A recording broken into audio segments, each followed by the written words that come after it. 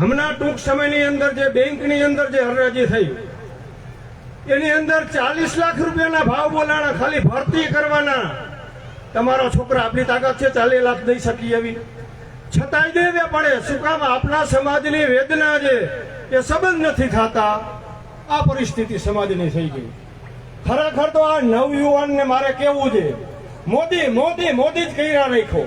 આ સાંભળો, આ શું પરિસ્થિતિ થઈ. આ નારાજ આપ્યા ને ખરેખર તો આ મને બાળકોને જોવું જોઈએ ને મારા રૂવાણા ઉભા થઈ જાય છે કે જેને આટલી બધી મહેનત કર્યા પછી આ પેપર ફૂટી જાય, મન પડે એવી આયોજન કરે ને મન પડે એવા ગુમરાહ કરી ને ગેરમાર્ગે દોડીને ભવિષ્ય બગાડી નાખે. આ સરકારને આપણે પાછી લઈ આવવાની, આ જ કરવાનું. હવેનો સમય એવો આવશે, આપણી પાસે આ કરવાનો સમય નથી. કોઈ પણ જાતનું આ આંદોલન કરવાનો સમય નથી, એકતા કરવાનો સમય છે. હવેનું જે પરિવાર છે એ ટૂંકા પરિવાર છે. કોક જ જૂજ પરિવાર છે એવું કે જેને 2 સંતાન છે, બાકી ટૂંકું પરિવાર છે. દિલ્હીથી આદેશ થયો, નાનું કુટુંબ સુખી કુટુંબ. આમાં કેટલા આમાં સુખી કુટુંબ છે એવો મને એક દાખલો બતાવો. આપણા બાપ દાદા હતા, હાથ ભાઈઓ, 2 લડાઈમાં વહી ગયા તો ઉપાધિ નહીં, કાંઈ ગાય શેઠેલો ચડતો છેટો રહેજે. અત્યારે શું એક જ સંતાન, ટૂંકું કુટુંબ, જય ભગવાન, કાંઈ નંબરે. આ પરિસ્થિતિ સમાજની કરી નાખી.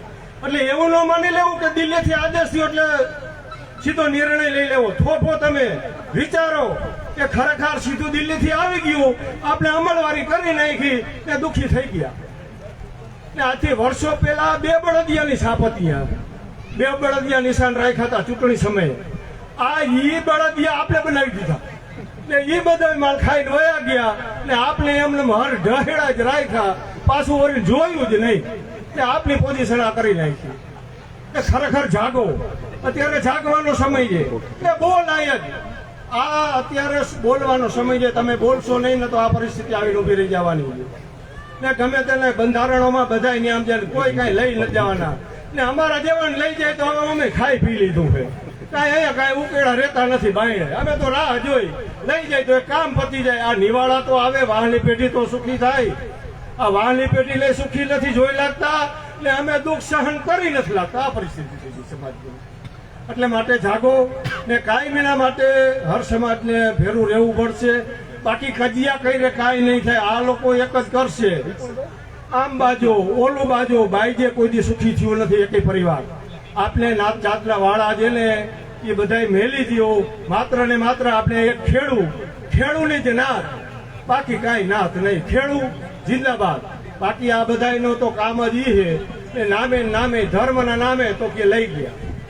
અયોધ્યાની અંદર જેથી રામ મંદિરની અંદર જેને કરોડો રૂપિયા આપ્યા, હવે અહીંયાથી ઠોકી જાય છે. તો આમાં દેવા કોને? તમે ઈ બંધ કરી દો, ધર્મને ગાંઠ વાળીને મેલી દો, અફેરાય આવે.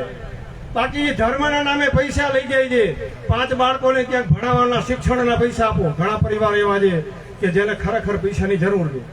આ લોકો મારા દીકરા ગમે તે લઈ જવાના. રામ મંદિરમાં હું ગયો તો અયોધ્યા, ત્યાં એવડી સિક્યુરિટી છે, તમે બાકસની હરી લઈ ન લાગો એવડી સિક્યુરિટી છે અયોધ્યાની અંદર. ને અહીંયાથી જો 200 કરોડ રૂપિયા લઈ જતા હોય તો આપણે અહીંયા પેટ ભરીને રામના નામે પૈસા આપ્યા, એ લઈ ગયા. હવે એ બધા અહીંયા બધું સેટિંગ જ હાલે છે. એટલે હવે આમાં પૈસા દેવાનું બંધ કરી દો, લોનું લેવાનું બંધ કરી દો. બાકી નકર આ હે ને આપણે લોનુમાં જ નવરા થતા નથી. બાકી નકર આપની આના દશા રહેશે ને ખેડૂત કોઈ આગળ આવવાનું નથી. ખેડૂત સુખી કઈ થાય? તમારી ઉપર 1 રૂપિયો દેણું ન હોય. બેંકો વાળાની સિસ્ટમ અબજો રૂપિયાનો નફો થાય. આજકાલ કેટલું છે? કેસીસી 30, તમારે 40 જોઈ છે. હા આપી દો ને. એ આપવું નથી બાપા, એટલે બંધ કરો હવે. આ મને સાંભળે, મારા ફાધરને 3000 રૂપિયા ધિરાણ હતું. મને એમ કે રમેશભાઈ કેટલું જોઈએ? 15 લાખ જોઈએ છે. અરે 15 કાકા તારે હામાં જોઈએ? તું હવે તો આ ખેડૂતનું ખાંડવાનું બંધ કર. ખેડૂત અહીંયા સુખી થાય કે 1 રૂપિયો દેણું ન હોય. ટ્રેક્ટર હવે 60,000નું ટ્રેક્ટર જણતું હતું, અત્યારે 10 લાખ રૂપિયા. બોલો હવે એમાં શું નાખ્યું? બાપ દાદા વખતના ઘઉં વેચાય 200 રૂપિયામાં, આજે 200 રૂપિયા, ટ્રેક્ટરના 10 લાખ થઈ ગયા. આપનું કોઈ દી કાંઈ વધવાનું નથી. મેં 2-3 વર્ષ પહેલા બટેકા વાવેલા, વેચવા ગયો ને તો 50 પૈસે માર્કેટમાંથી બટેકું માગેલું, 50 પૈસે કિલો. એટલે અહીંયા બાજુમાં ખીજડીયા ગામ છે, અહીંયા કોલ્ડ સ્ટોરેજ છે, શિવ કોલ્ડમાં મેં 6 ગાડી નાખી દીધા. તો આમાં ભલે પડ્યા, ભાવ વધારો મળશે તો કાંઈક આપને આશા હોય મળે, પણ ઘરની આપની સંજોગો કઠણાય ને, ખેડૂને કોઈ ભાવ આવ્યો જ નહીં. પછી તો એના કરતા બટેકા કરતા તો કોલ્ડ સ્ટોરેજનું ભાડું વધ્યું. બોલું કે રમેશભાઈ હવે આનું કરવું શું? ત્યાં અહીંયા સચાણાની બાજુમાં એક ગૌશાળા છે, ચંદુભાઈ કરીને છે મારા મિત્ર. મને કે રમેશભાઈ ગાયોને ખવડાવવા કાંઈ નથી. મેં કીધું બટેકા ખાય? તો કે આ ખાય.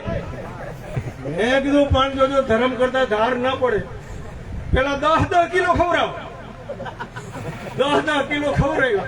તો કે આ તો રમેશભાઈ ખાય છે, તો મારી 100 ગાડી પડી તો તમારે ખવડાવો, મને કઈ વાંધો નથી. હવે રમેશભાઈ આ 50 પૈસાનો કિલો બટેકા માગે.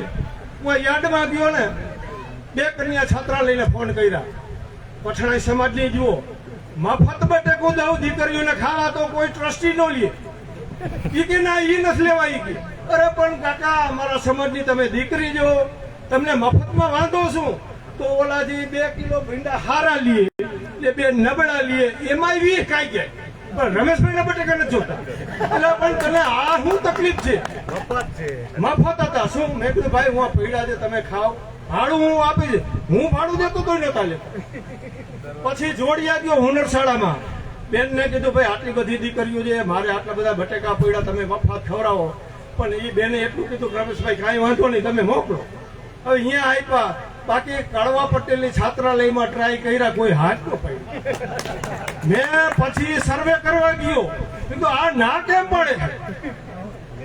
ટ્રોલ યાર્ડમાં ગયો તો ઓલા દલાલ સીધા એમ કહે કે 20, 30, 40, 50, 60, 70 એમ બોલ્યા રાખે. એટલે થોડીક વાર તો હું કન્ફ્યુઝ થઈ ગયો. આમાં દીકરા શું કરે છે, આમાં સમજાતું નથી. પછી 2 જબલા હારા લીધા ને 6 જબલા નબળા લીધા. એ નબળાને એમને રાખ્યા ને ઓના ભાવના બધા ફરીને કન્યા છાત્રા લઈને દઈ ગઈ. જય ભોલેનાથ.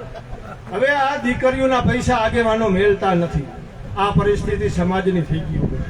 એટલે માટે હર ક્ષેત્રની અંદર તમારે જાગવું જોશે. આ ખાલી ખેડૂત એકનો પ્રશ્ન નથી. આવી એક તમે વિચારો તો બધાની અંદર જેટલા આગેવાન છે ને, માલ જ ખાય છે, બાકી કાંઈ નથી કરતા. બોલ એને કાંઈ તૂટતો નથી ને આપને લેંઘા બદલતા નથી. ભગવાન જાણે શું પછડાય. આ પરિસ્થિતિ છે કે હવે આ શું થશે એ તો ઈશ્વર જાણે. દ્વારકાધીશ કાંઈ આગળ આવે ને આપણું કાંઈ કલ્યાણ કરે. પણ હવે મને તો એવું લાગે છે હું દ્વારકાધીશે રિહાઈ ગયો ને સરકારે રિહાઈ ગઈ. બાકી હવે જે થાય સાચું એના ભરોસે રામદેવ પીર મહારાજ આમ તો કળિયુગ નો દેવ, સમજા? રામદેવ પીર મહારાજ કળિયુગ નો દેવ. હવે એના ભરોસે નાખ્યા હે ધામા, જ્યાં પહોંચાડે. બાકી હવે જે કરે એ ઠીક. જય દ્વારકાધીશ.